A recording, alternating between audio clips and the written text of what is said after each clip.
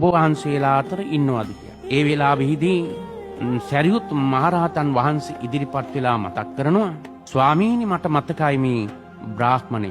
මං පිණ්ඩපාතේ වඩින අවස්ථාවේදී Tamanට ගෙනාපු බත් හැන්දක් මගේ පාත්‍රයට බෙදන්න සැලැස්සුවා.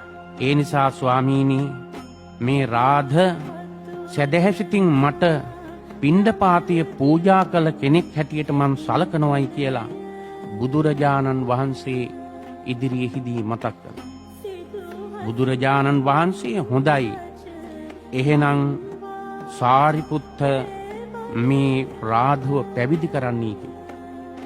බුදුරජාණන් වහන්සේගේ උපදෙස් අනුව මේ රාධ තරුණයව සැරියුත් මහරහතන් වහන්සේ පැවිදි කළා. පැවිදි කරලා ටික දවසක් ඉන්නකොට රාධට තේරෙනවා ඉස්සරට වඩා මේ භික්ෂූන් වහන්සේලා අතරින් මං කොන් වුණා. වැඩිය දැන් පිරිස කතා බහ කරන්නේ නැහැ.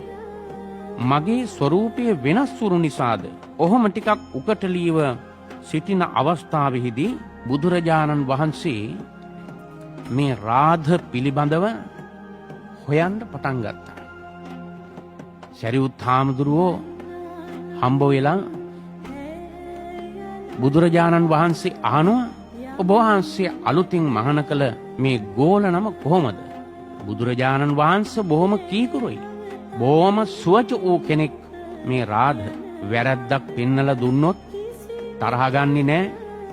බොහෝම කැමැත්තෙන් ඒවා අහලා කියලා දැනගෙන ආයති සංවරයේහි පිහිටන්නට කැමැත්තක් දක්වන කෙනෙක් රාධ කියලා බුදුරජාණන් වහන්සේට මතක් කරා. ඒ සුවච බව කීකරු බව ආධ්‍යාත්මික දියුණුවකට මඟ පෙන්වන වටිනා ගුණධර්මයක් බව අගය කරමින් බුදුරජාණන් වහන්සේ මේ ගාථා ධර්මය දේශනා කළ භික්ෂූන් වහන්සේලා ඉදිරියේ